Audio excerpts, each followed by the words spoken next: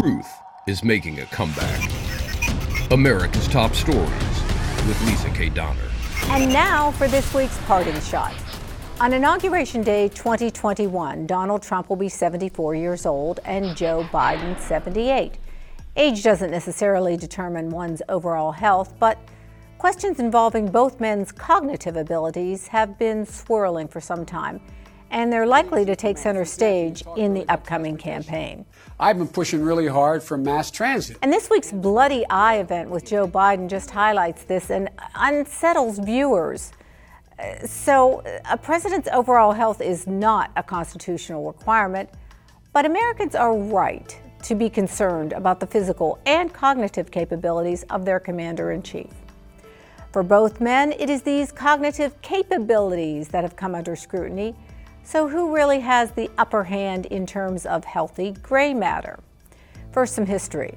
For a century, historians have pondered who was really in charge of the country following Woodrow Wilson's severe stroke in October of 1919. As well, FDR's myriad health problems were kept very hush-hush throughout the 1940s. And there was Dwight D. Eisenhower, who suffered a heart attack during his first term as president in the fall of 1955. And a public campaign to portray John F. Kennedy as healthy as a horse ensued when there were questions about his physical fitness. Following his untimely death, it was revealed that Kennedy was racked with chronic pain resulting from injury and disease. Fast forward, and almost since the day he took the oath of office, Democrats have argued that Donald J. Trump is mentally unfit for office.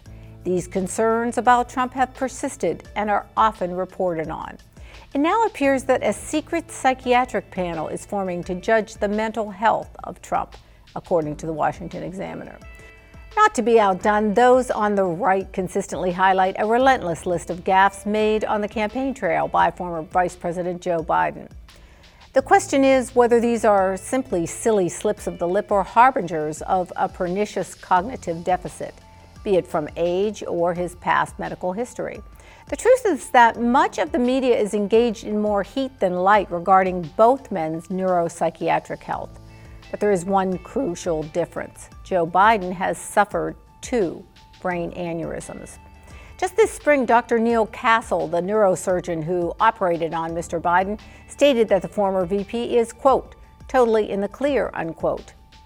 In issuing a positive endorsement of Biden's brain health, Castle asserted that the Democratic frontrunner is better than he was before the surgery.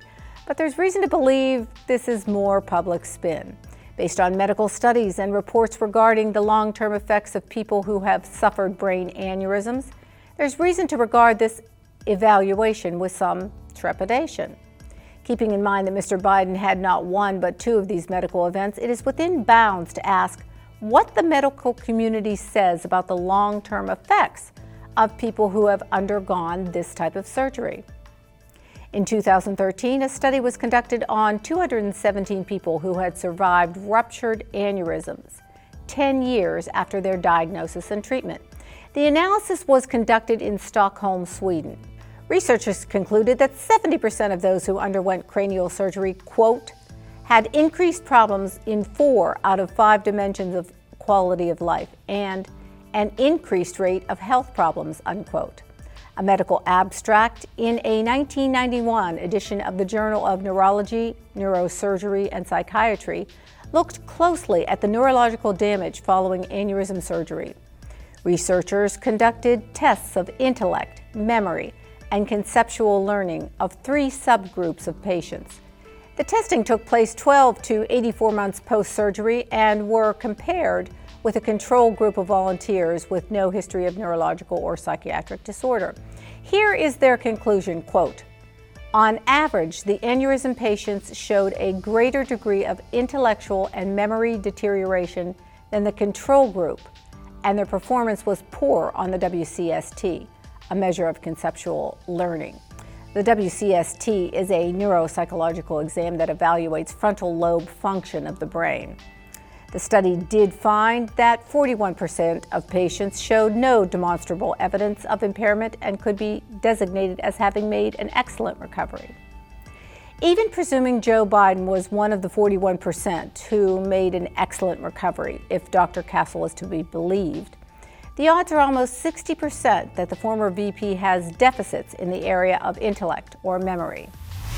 So, can we chalk up Mr. Biden's inability to remember the URL of his website, recall the name of the president under which he served, or even identify the name of the state he is standing in, all as simple gaffes? Or could it be that we are seeing the long-term effects of a serious medical event in the life of Joe Biden? And that's my parting shot.